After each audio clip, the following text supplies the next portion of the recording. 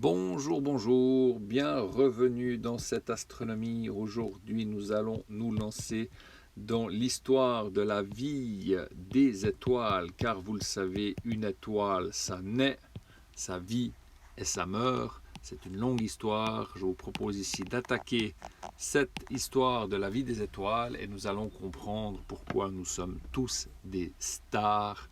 C'est parti.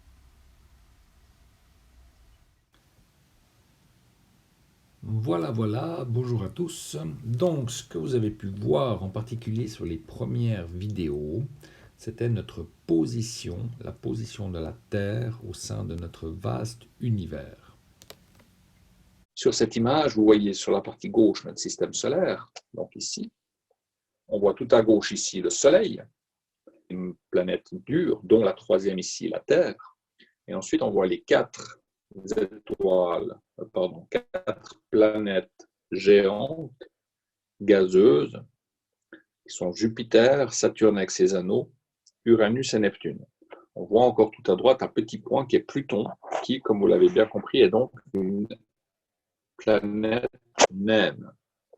Ce système solaire, sur l'image ici en bas, n'est qu'un point d'une galaxie qu'on appelle la galaxie, la Voie lactée, que l'on voit dans le ciel, et qui est donc un regroupement d'étoiles. On a dit environ 200 milliards d'étoiles. Et cette galaxie, la Voie lactée, n'est qu'une galaxie dans l'univers. Et sur cette dernière image sur la droite, où on voit tous ces points en fait sont autant de centaines de milliards d'étoiles, comme le Soleil, et chacune de ces étoiles potentiellement a des planètes. On a pu découvrir aujourd'hui des milliers de planètes extrasolaires et on est convaincu que chaque étoile a potentiellement des planètes. Donc voilà, juste pour rappeler ce qu'on a découvert sur ces premières vidéos. Aujourd'hui, moi, ce dont j'aimerais vous parler, c'est finalement qu'est-ce que c'est qu'une étoile et surtout vous raconter la vie d'une étoile. Et cette vie d'une étoile, on va se rendre compte, ça nous permet de comprendre pourquoi nous, vous et moi, certains un peu plus que d'autres, on est tous des stars. Alors, allons-y. Dans le ciel, on voit plein d'étoiles. Comprenez déjà bien que toutes les étoiles qu'on voit dans notre ciel sont des étoiles de notre propre galaxie. On peut en voir environ 4000. Ces 4000 étoiles que nous voyons sont 4000 étoiles proches et ou lumineuses de notre propre galaxie qui contient des centaines de milliards d'étoiles. Si je vous montre ces étoiles, si vous regardez le ciel, vous allez vous rendre compte qu'elles ne sont pas toutes les mêmes. Il y a des luminosités différentes, il y en a qui sont un peu plus lumineuses. Pourquoi ? Peut-être parce qu'elles sont plus proches, peut-être aussi parce qu'elles sont intrinsèquement plus lumineuses. Donc la luminosité va changer de ces étoiles et puis aussi leur couleur va changer. En effet, si par exemple ici je vous montre la constellation d'Orion, ici on imagine Orion, le chasseur, en haut à gauche, Bételgeuse, ce serait l'épaule droite de ce chasseur Orion qui nous regarde de face, la ceinture d'Orion. En bas à gauche, ou plutôt en bas à droite, l'étoile Rigel serait le genou gauche de ce chasseur Orion. Donc si par exemple je prends cette constellation d'Orion, on remarque bien là qu'il y a des luminosités différentes et clairement aussi des couleurs différentes. La luminosité, en astrophysique, on va parler de luminosité, mais aussi éventuellement de magnitude. La magnitude, ça va être finalement combien lumineux est l'étoile. Ça date d'il y a fort longtemps déjà. Hipparque, 1er siècle avant Jésus-Christ, un grec, il avait noté 6 classes de magnitude, allant de la classe 1, les plus lumineuses, jusqu'à la classe 6, les dernières étoiles qu'on arrive à distinguer à l'œil nu. Donc, luminosité et magnitude, c'est un petit peu la même grandeur physique qui est cachée derrière. Puis aussi la couleur, donc. Puis la couleur, en astrophysique, on va parler de la classe spectrale de l'étoile. Notre Soleil, qui est un peu dans les jaunes, on va dire que c'est une étoile de type G. Bételgeuse, je ne sais plus son type, mais c'est une autre lettre. Rigel, qui est plutôt dans une couleur bleue, je ne sais plus son type non plus, mais ça va être encore une autre lettre. On va avoir comme ça des étoiles O, B, ça doit être le genre de type de Rigel par exemple, O, B, A, F, G, etc. Jusqu'à Bételgeuse, qui sera plutôt une étoile de type R ou N, donc selon la classe spectrale. Donc les étoiles, quand on les regarde dans le ciel, ces étoiles qu'on voit dans notre ciel, qui sont donc toutes des étoiles de notre propre galaxie, ont des luminosités, des couleurs différentes qu'en astrophysique on va appeler type spectral ou classe spectrale. Très bien. Si on fait après de la physique avec ça, on comprend donc que les étoiles, elles sont de différents types. Pourquoi? Parce qu'elles ont des luminosités, des couleurs différentes et surtout aussi des tailles différentes. Ici, pour vous donner une idée, on vous montre un peu les différentes grandeurs de ces étoiles. Si on commence sur les 4 astres qui sont en haut à gauche, on voit qu'on part de Jupiter, qui est donc une planète. On passe par le Soleil, qui est ici jaune au milieu. Et on voit qu'il y a, par exemple, cette étoile Sirius, bleue, qui est beaucoup plus grande déjà que le Soleil. Si maintenant on fait un zoom sur Sirius, qui devient cette toute petite étoile bleue ici, on voit que plus grande que Sirius, il y a encore plein d'autres étoiles, jusqu'à arriver à Aldébaran. À gauche, il y a encore des étoiles beaucoup plus grandes. Donc vous comprenez que notre Soleil, finalement, c'est une petite étoile. C'est une toute petite étoile et qu'il y a des étoiles tellement plus grandes, mais vraiment des milliers de fois plus grandes. Donc déjà la taille. Donc bien sûr, quand on voit ces différences, on essaie de classer les choses. Et les physiciens, par exemple, un gars qui s'appelle Hertzsprung et un autre qui s'appelait Russell, ont essayé de classer ces étoiles dans ce graphique qui, du coup, s'appelle le diagramme de Hertzsprung-Russell, selon l'axe vertical, la magnitude, c'est-à-dire la luminosité, et selon l'axe horizontal, la couleur, c'est-à-dire le type spectral. Alors, ce graphique, si je le simplifie, j'en viens à celui-là. On voit toujours sur l'axe vertical la luminosité des étoiles. Plus vous allez haut dans ce graphique, plus les étoiles sont lumineuses. Et plus vous allez bas, plus les étoiles sont peu lumineuses. Sur l'axe horizontal, on voit la couleur de l'étoile. Plus vous allez à droite, plus elles sont dans des tons rouges, en particulier Bételgeuse, supergéante rouge, qu'on aperçoit en haut à droite de ce graphique. Et plus vous allez, d'accord, en particulier, il y aurait Sirius tout à gauche. Or, les couleurs, vous le savez de votre cours d'optique, les couleurs sont en lien avec l'énergie du rayonnement. C'est-à-dire qu'en physique, plus la couleur est vers le rouge, plus cette couleur est froide. Effectivement, le rayonnement rouge est moins énergétique que le rayonnement bleu.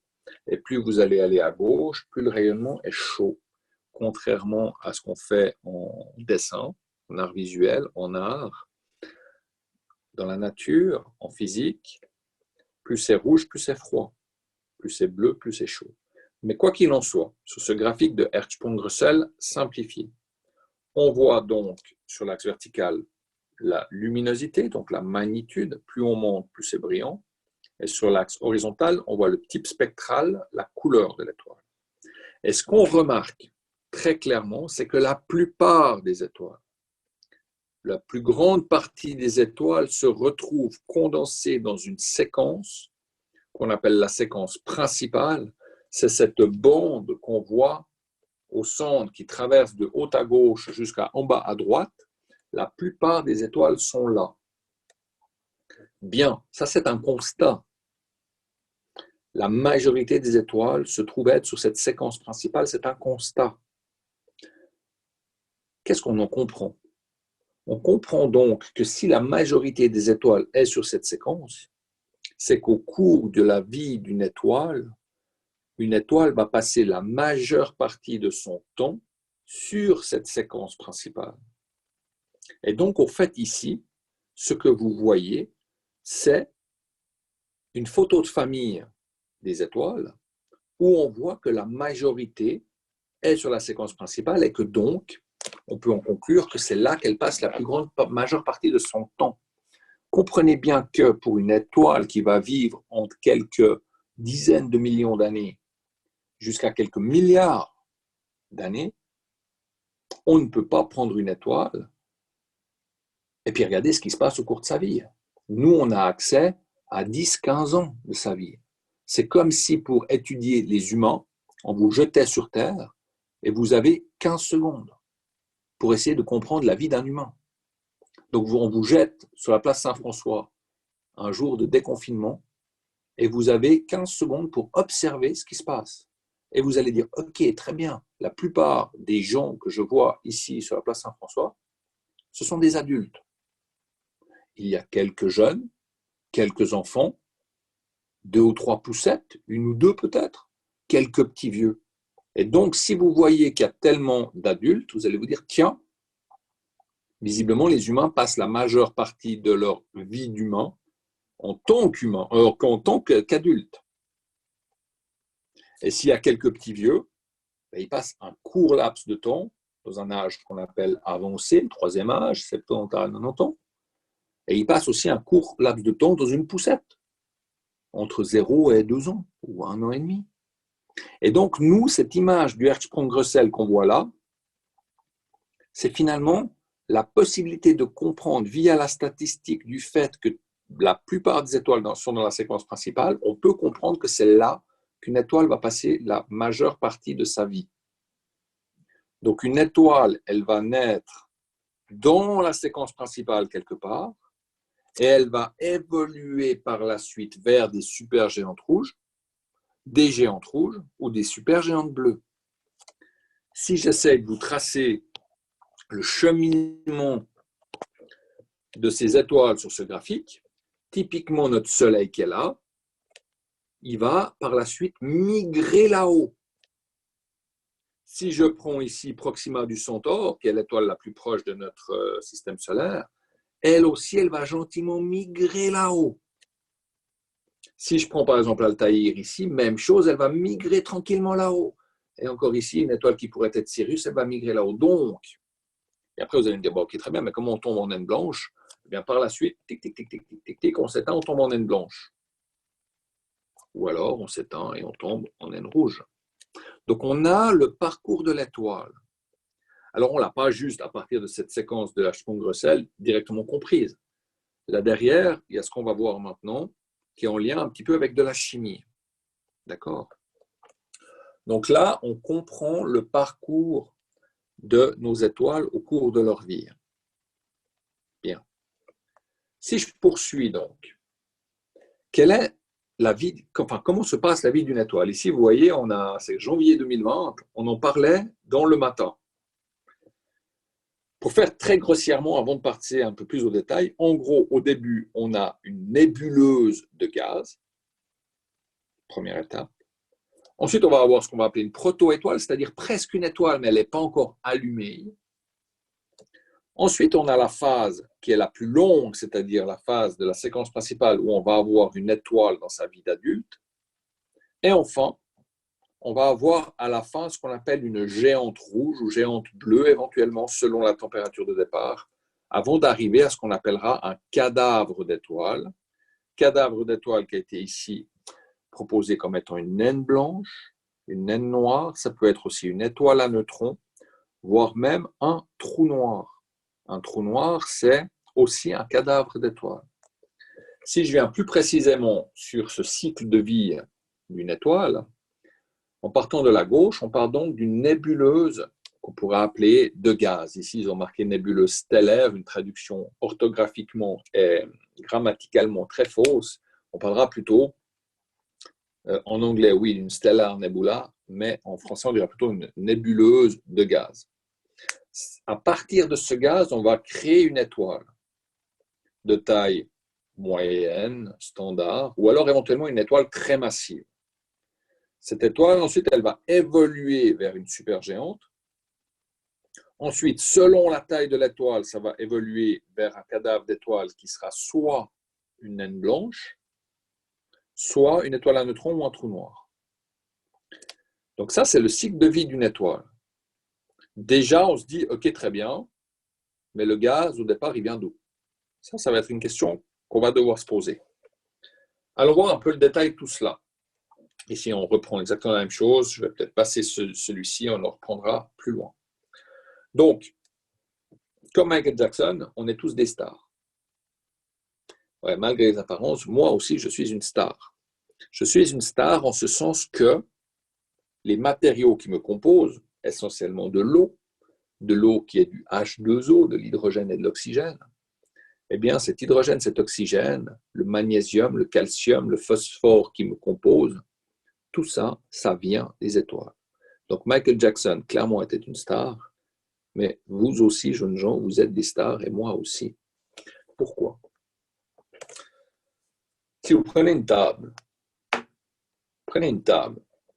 par exemple, ou un stylo, ou le bout de votre ongle, ou une pomme, tout ça, c'est composé, vous le savez, d'atomes. Okay? Prenez un bout de fer, c'est composé d'atomes de fer, eux-mêmes agencés dans une structure atomique bien précise.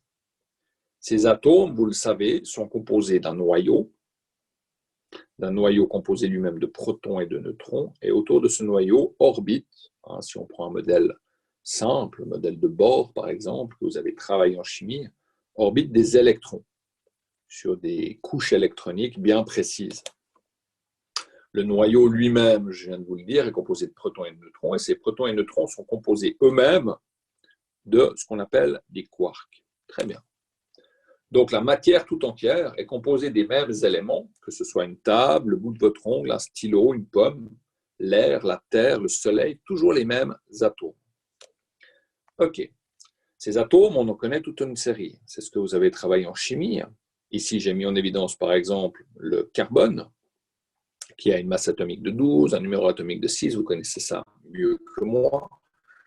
Numéro atomique 6, ce qui signifie qu'il a donc 6 protons en son noyau, 6 électrons qui lui tournent autour, et dans l'atome de carbone ayant une masse atomique de 12, il y a aussi 6 neutrons. Très bien. Tous ces éléments, certains qui ne sont pas stables, ok, très bien, mais tous ces éléments composent toute la matière qui nous entoure et rien d'autre. Vous prenez n'importe quel objet matériel qui nous entoure, il est composé de ces éléments. Ce que je vais vous montrer, c'est qu'en fait, ces éléments, ils ont été construits, synthétisés dans les étoiles. Tous ces éléments sont synthétisés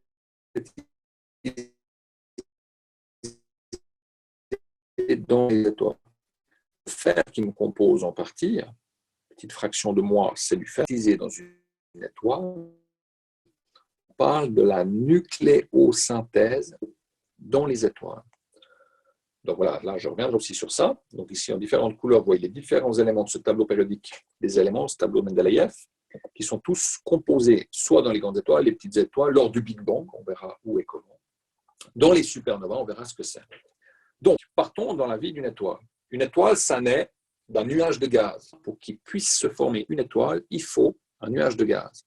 Ici, je vous ai mis en image, par exemple, les piliers de la création. Ces 3 piliers, une photo ici du Hubble Space Telescope, ces 3 piliers, on les appelle les piliers de la création parce que ici, alors même que l'échelle elle est énorme, le système solaire ici, ce serait un point ridicule. Ici, on a plein de gaz qui, donc quelques dizaines, centaines de millions d'années, aura donné naissance à quelques milliers de nouvelles étoiles. Donc ici, on a un nuage de gaz. Ok, ce nuage de gaz, si je le zoome un peu, on le voit ici d'abord dans la nébuleuse du Crabe. du crabe, pardon, la nébuleuse de l'aigle. Hein, vous remarquez un petit peu une forme d'aigle là-dedans avec des ailes. On le voit peut-être mieux ici. Un aigle qui vole de bas à bas, en bas à gauche, en haut à droite. Donc, c'est le pilier de la création. Si vous avez l'occasion de revenir d'ici 100 millions d'années, vous verrez ici plus de gaz, mais plein d'étoiles, de jeunes étoiles qui viendront de naître de cette nébuleuse. Très bien. La nébuleuse, on la voyait tout à l'heure en dessous de la ceinture d'Orion. Même chose. Ici, on a un énorme nuage de gaz qui, à terme, va former plein de nouvelles étoiles. On remarque déjà, ici au milieu, de la luminosité. Cette luminosité ici, c'est la luminosité des premières étoiles qui se sont allumées au sein de ce nuage de gaz. De nouveau, le système solaire ici, il serait environ 25 000 fois plus petit que cette nébuleuse. Donc, si vous repassez ici dans quelques centaines de millions d'années, il n'y aura plus ce gaz, mais il y aura des milliers de nouvelles petites étoiles, de nouveaux systèmes planétaires autour de ces étoiles. OK. Comment ça s'allume une étoile? Donc, on a ce nuage de gaz que j'ai mis ici en gris clair. À certains endroits de ce nuage de gaz, par la force de la gravitation, il va y avoir des endroits où ça va commencer à se compresser. C'est ce que j'ai mis en gris foncé ici. Donc, en ces endroits où ça va commencer à se compresser, grâce à la force de la gravitation, on va avoir une densité de gaz qui augmente. Bien. Si la densité de gaz augmente, ça devient de plus en plus fort la pression. Et à un moment donné, cette pression, elle va être tellement forte qu'en gros, le gaz, il n'aura plus de place. Donc, l'exemple que je peux vous donner avec ça, c'est typiquement louer un appartement. Si en ville de Lausanne, il y a tellement plus d'appartements libres, hein, vous cherchez un appart, il n'y a plus d'appartements libres, parce qu'il y a une telle pression, une telle demande, qu'est-ce qu'on va faire? Eh bien, on va éventuellement faire ce qu'on appelle une colocation. On va se dire, OK, il n'y a plus de place, on va prendre un appart à 2, à 3, à 4.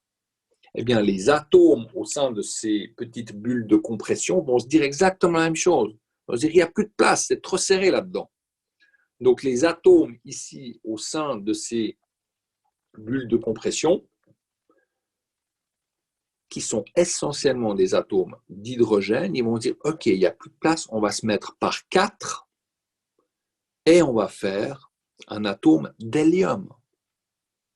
En effet, si vous prenez 4 noyaux d'hydrogène, on peut faire un noyau d'hélium. Or, en faisant ce noyau d'hélium, en faisant cette réaction chimique, elle dégage de l'énergie, cette réaction chimique. Elle est ce que vous avez appelé en chimie exothermique. Elle dégage de l'énergie. Or, si de cette bulle de compression se dégage de l'énergie, qu'est-ce qui se passe? Eh bien, ça allume un rayonnement, cette énergie qui sort, et on a alors une étoile qui est née. Donc, cette étoile qui va se former à partir du nuage de gaz, ici gris clair, en certains endroits, ça se compresse grâce à la force de la gravitation, et quand ça se compresse tellement, on va avoir ce qu'on appelle une réaction thermonucléaire. Thermo, c'est-à-dire qui dégage du thermique, de l'énergie, de la chaleur. Nucléaire, parce que c'est des noyaux qui interagissent. Donc, on a une réaction thermonucléaire qui s'allume.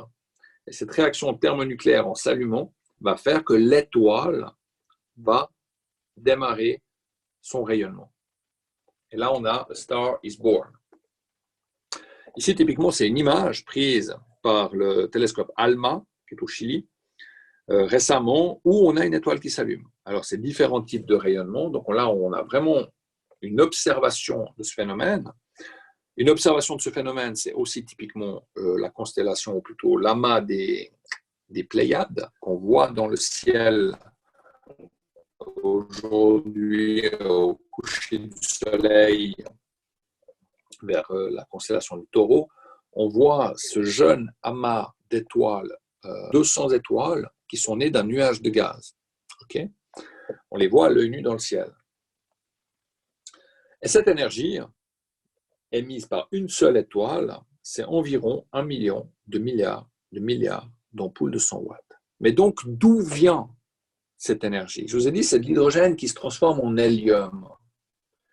L'hydrogène qui se transforme en hélium, qui dégage de l'énergie, une réaction exothermique. Eh bien, pour comprendre d'où vient cette énergie, c'est cette fameuse formule. Et là, on est content parce qu'on fait de la grosse physique. C'est la fameuse formule de Einstein qui nous dit que E, l'énergie, est égale à M, la masse, fois C au carré. Ce C, vous le connaissez aussi, c'est la vitesse de la lumière. C comme célérité, pour dire vitesse en latin. Donc, l'énergie dégagée par une étoile est donnée par cette formule E égale mc carré. On la comprend donc un petit bout. Comment est-ce qu'on la comprend? Ce qui se passe, prenez la partie droite de ce schéma ici, je vous ai dit qu'il y a 4 hydrogènes qui deviennent un hélium. OK. 4 noyaux d'hydrogène au sein de ce nuage bullette de gaz compressé qui deviennent un hélium. Mais si on regarde la masse de ces sur ces deux plateaux de balance, on se rend compte qu'au départ, il y a une masse dans les 4 atomes d'hydrogène qui est plus grande que la masse à la fin, masse qui disparaît. Or, ça, c'est pas possible. On sait que la masse se conserve. Si vous prenez une pomme de terre et que vous la coupez en 4, à la fin, les 4 petits morceaux, la masse, c'est la même chose qu'au départ. On n'a pas de la masse qui disparaît comme ça. C'est d'ailleurs un principe physique qui dit que la masse est conservée. Or, ici, lors de cette réaction, on constate qu'il y a de la masse qui disparaît. Et cette masse, c'est ce qu'on va appeler le défaut de masse. Ce défaut de masse, qui est ici en bas noté delta M, il est très petit. Et si on est en unité de masse atomique, mais c'est ce petit défaut de masse qui, selon la formule d'Einstein, E égale mc carré, va donner de l'énergie. Donc, on va perdre un tout petit peu de masse lors de cette réaction chimique, et cette petite masse, et qu'il y a énormément de ces réactions qui se produisent, il y aura énormément d'énergie qui va sortir, et cette énergie qui sort de ce noyau d'étoiles, c'est ce défaut de masse qui s'est transformé en énergie. Elle est énorme, cette énergie. Regardez le soleil. Aujourd'hui, il fait méga beau. C'est cette énergie qui est en train de rayonner au sein de notre soleil qui fait qu'ici, sur Terre, à 150 millions de kilomètres, on a et de la chaleur et du rayonnement. Donc, c'est la formule E égale mc carré avec ce défaut de masse. Donc, notre étoile, à quoi elle en est? On a donc une étoile qui, partie gauche du schéma ici, non, prenez les flèches noires. Donc, qu'est-ce qui se passe? On a cette étoile en jaune, qui est une sphère de gaz en équilibre hydrostatique. J'avais déjà dit ça dans une des vidéos. Sphère de gaz en équilibre hydrostatique. Sphère, parce que c'est une boule. De gaz, parce qu'on l'a bien compris, c'est issu de gaz. Et en équilibre hydrostatique. D'où vient ce équilibre? En noir, les flèches en noir sont les forces de la gravitation. Vous connaissez bien cette force, c'est la force qui fait qu'on est attiré par la Terre. Si je saute, je finis toujours par retomber sur Terre. Donc il y a une force qui fait que la matière s'écrase vers le centre de l'étoile. C'est la force de la gravitation. Mais en son centre, représenté par ce signe nucléaire, tout à coup, il y a des réactions thermonucléaires qui démarrent. Cette réaction nucléaire, notée ici à droite, c'est 4 hydrogènes qui donnent un hélium. Plus, comme on vient de le dire, de l'énergie. Or, cette énergie, elle ne reste pas au centre. Elle va sortir de l'étoile pour rayonner. C'est de nouveau cette énergie qu'on reçoit du Soleil sous forme de chaleur et de rayonnement. Donc, on a des forces de la gravitation qui écrasent l'étoile, mais on a aussi une force du rayonnement qui sort, qui va équilibrer le tout. Donc, l'étoile, s'il n'y avait que les forces de la gravitation, elle s'écrase, elle s'écrase, elle s'écrase, elle s'écrase, elle s'écrase. Mais à un moment donné, là au centre, c'est tellement dense que les atomes d'hydrogène, ou plutôt les noyaux d'hydrogène, fusionnent pour donner de l'hélium, plus de l'énergie qui va sortir, et donc il y a une force qui pousse vers l'extérieur, et il y a un équilibre qui est trouvé. Et là, l'étoile, elle est contente, parce qu'elle s'est allumée, et parce qu'elle est en équilibre. Et on comprend alors le terme équilibre hydrostatique en gros équilibre de pression, entre les forces de la gravitation qui écrasent l'étoile vers son centre et les forces du rayonnement qui sortent et qui font qu'il y a cet équilibre qui est trouvé. Et là, on a une étoile qui arrive sur sa séquence principale qui s'est allumée. Et c'est là qu'elle va passer le maximum de son temps. Notre Soleil, par exemple, il va vivre 10 milliards d'années. 10 milliards d'années, il a déjà vécu 5 milliards d'années. Il va vivre encore 5 milliards d'années sur la séquence principale et ensuite, il va quitter la séquence principale. Pourquoi donc? C'est ce qui est posé comme question ici en bas à droite. À un moment donné, au centre de cette étoile, il n'y aura plus d'hydrogène. S'il n'y a plus d'hydrogène, eh bien, la réaction thermonucléaire ne peut plus se produire. Il n'y a plus d'hydrogène qui se transforme en hélium et il n'y a plus d'énergie qui est générée au centre. Or, s'il n'y a plus d'énergie, il n'y a plus les flèches rouges, il n'y a plus les forces de rayonnement. S'il n'y a plus les forces de rayonnement, il n'y a plus d'équilibre. Et donc, l'étoile, elle va de nouveau se compresser, se compresser, se compresser, se compresser. Donc, ce qui se passe, c'est que tant qu'il y a de l'hydrogène au centre, on est sur la séquence principale et on forme de l'hélium et de l'énergie, on est en équilibre. Dès qu'il n'y a plus d'hydrogène, les réactions thermonucléaires au centre s'arrêtent, plus de force du rayonnement, plus d'équilibre, et l'étoile, elle va se compresser, compresser, compresser, compresser, compresser. Elle va se compresser tellement, ça je vais passer, elle va se compresser tellement qu'au centre, il va y avoir une nouvelle réaction thermonucléaire qui va démarrer. Au centre, maintenant, on a de l'hélium, puisqu'on a généré de l'hélium. Donc, on va avoir une nouvelle réaction thermonucléaire où on va avoir 3 héliums qui vont donner un carbone. Plus non plus de l'énergie, mais énormément d'énergie, beaucoup plus d'énergie. Ce qui fait que les forces du rayonnement vont être énormément plus grandes. Et donc, du coup, notre sphère de gaz, pour trouver un nouvel équilibre, elle va devoir gonfler. Et donc là, on va passer au stade de supergéante ou de géante rouge. Donc, on va avoir une étoile qui va aller trouver un nouvel équilibre parce qu'il y a une nouvelle réaction thermonucléaire qui dégage beaucoup plus d'énergie. Et donc, elle va gonfler. Notre Soleil, ça va lui arriver dans 5 milliards d'années. Dans 5 milliards d'années, il n'y aura plus d'hydrogène au centre de notre Soleil. Donc, les réactions de la séquence principale, hydrogène donnant hélium, ne vont plus pouvoir exister. Donc, il va y avoir un déséquilibre. Le Soleil va se compresser jusqu'à trouver une nouvelle réaction et il va gonfler en supergéante rouge, ou plutôt en géante rouge, puisque c'est une petite étoile. Et on va se retrouver, nous, la Terre, dans le Soleil. Le Soleil va tellement gonfler qu'il va passer d'un rayon de 700 000 km à un rayon d'environ 200 millions de km. Et on va voir Mercure, Vénus, Terre et presque aussi Mars dans le Soleil. Et on aura sa phase de géante rouge. Et cette phase, elle va durer très peu, parce que très rapidement, il n'y aura plus d'hélium. Et de nouveau, très rapidement, l'énergie va s'arrêter, les forces de radiation vont s'éteindre, l'étoile va se compresser, elle va trouver une nouvelle réaction, et une nouvelle réaction, et une nouvelle réaction. Et si on a toutes les réactions, ou déjà, en tout cas, les premières réactions, on a l'hydrogène qui donne l'hélium, ce qui est en haut. Ensuite, on a de l'hélium qui va donner du beryllium, du carbone, du bore, du lithium, etc.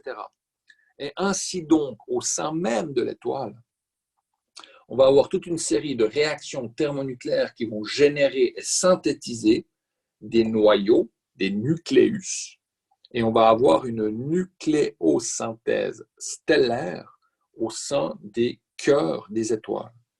Et donc, l'atome de beryllium qui, moi, me compose quelque part, ou d'hélium, carbone, comme on l'a vu, la vie chez nous sur Terre, on la connaît comme étant organique, basée sur la synthèse du carbone, sur les agglomérats de carbone. Donc, tous ces atomes ont été synthétisés au sein d'une étoile. Et à un moment donné, tout ne sera plus possible. Il n'y aura plus de nouvelles réactions possibles. Et là, ça va être la suite de l'histoire pour la prochaine fois, la semaine prochaine, où on va avoir une fin cataclysmique de l'étoile si elle est massive, ou une fin un peu plus supernova, où dans la supernova, on va pouvoir avoir de nouveaux éléments qui vont être synthétisés. Mais ça, messieurs, dames, Ce sera pour la semaine prochaine.